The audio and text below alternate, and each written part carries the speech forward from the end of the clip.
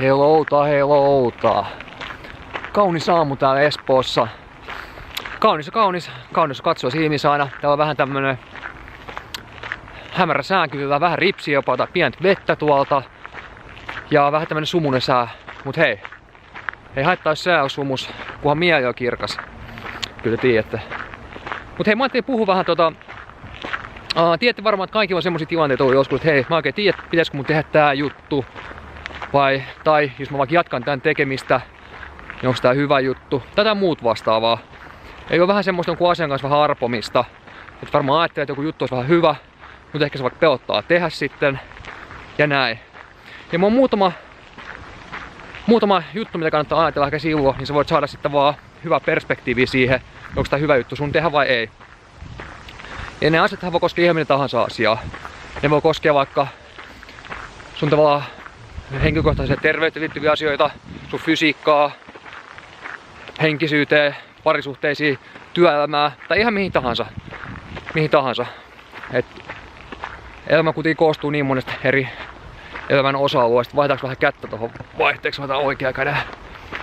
Ja niin sä voit miettiä monesti silleen, että jos on joku asia esimerkkinä, jos on joku tavallaan, sä toki tiedä, joku sua ehkä vaikka kuumottaa, kun tää voisi ehkä hyvä juttu tehdä. Ehkä se voisi olla justiinsa vaikkapa duuneista puhutaan, vaikka uravaihto, joku muu vastaava alanvaihto.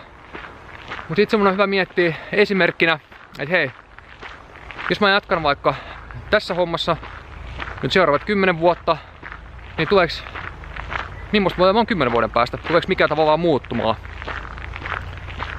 Et se on semmonen yksi kysymys, mikä antaa hyvää perspektiiviä. Se vähän ajattelee sua pidemmälle. Erityisesti jos sulla on niin jotain tavoitteita tavallaan, missä haluaisit ehkä mahdollisesti olla 10 vuoden päästä, että onko tää semmonen, mikä tukee niitä tavoitteita. Toki voi olla myös semmonen ihane tilanne, että sä oot tavallaan jo siellä, sä elät semmoista unelmieselämää niin sanotusti. Sitten tosi hyvin menee niin sanotusti, että tsempit siitä. Et se on semmonen, mikä antaa perspektiiviä hyvin. Ja sitten voit myös yleisestikin ajatella ihan sun elämää, jos sä mietit silleen, että hei, jos mun elämä jatkuu näin, millaista mä oon 10 vuoden päästä. Et varmaan monen kohdalla ainakin, varmaan suurimman osan kohdalla voisi ehkä kuvitella, että vastaus voisi olla, että ehkä se ei olisi ihan hyvä juttu. 10 vuotta kuitenkin aika pitkä aika, että kyllä siinä ajassa erityisesti laittaa asioita tapahtuu, niin monia asioita tapahtuu. Ja mä puhun aika yleisesti, ei ihan eri elämän osa-alueilla. Et sitä elämää kansi siltä vaan funtsaa niin pidemmän tähtäimellä vähän. Sitten toinen hyvä juttu, mikä on aina hyvä miettiä, tai mikä ainakin helposti antaa perspektiiviä, on että miettii, että hei, jos tekee jonkun jutun, onko tää semmonen mahdollisesti, että tää kaduttaa mua myöhemmin, vaikka 2 vuoden päästä, jos mä en tätä asiaa tehnytkään, vai onko tää semmonen, että tää kyllä todellakaan kaduttaa mua. Et harvemmin kuitenkaan, jos mietitään vaikka eletty elämä, niin harvemmin ne ratkaisut välttämättä kaduttaa mitä on tehnyt, vaan ne mitä on jättänyt tekemättä. Tietenkään se ei aina näin mustavalkoista, mutta monesti jos sitä on ihan tavallaan, mulla on kyllä kirja, mä en muista mikä siinä oli, mutta siinä oli hyvin, että siinä kysyttiin justiinsa niin vanhemmilta ihmisiltä, ei tiedä, että tuli vaikka 80-90, jotain niinku, mikä oli semmonen iso katuminen tavallaan niiden elämässä. Niin moni on just semmosia, että ne katsoo jotain asioita, mitä ne on tehnyt. Että vaan, ne olisi vaan pystynyt ne tekemään, jos ne olisi vaan alkanut duunaa niitä juttuja. Ja näin.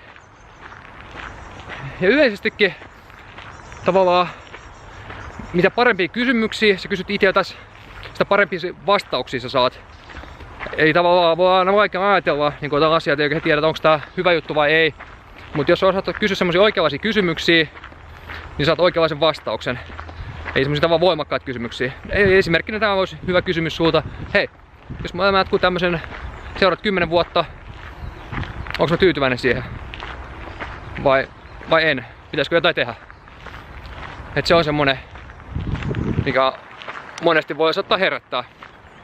Ja näin. Mut hei, metroasema siintää edessä. Mä oon tätä videopurkkia. Ja laittakaa aina koodia, jos te jotain aihealueita, mistä tykkäsit mä puhun. Tietysti skede-videot mä teen myös aina. Kun mä sit tykkään vähän puhukin jostain aiheesta, mitkä mua sit kiinnostaa. Ja mistä tavallaan koen, että mä voin jotain ammentaa. Mut ei kai siinä. Rauhaa ja rakkautta.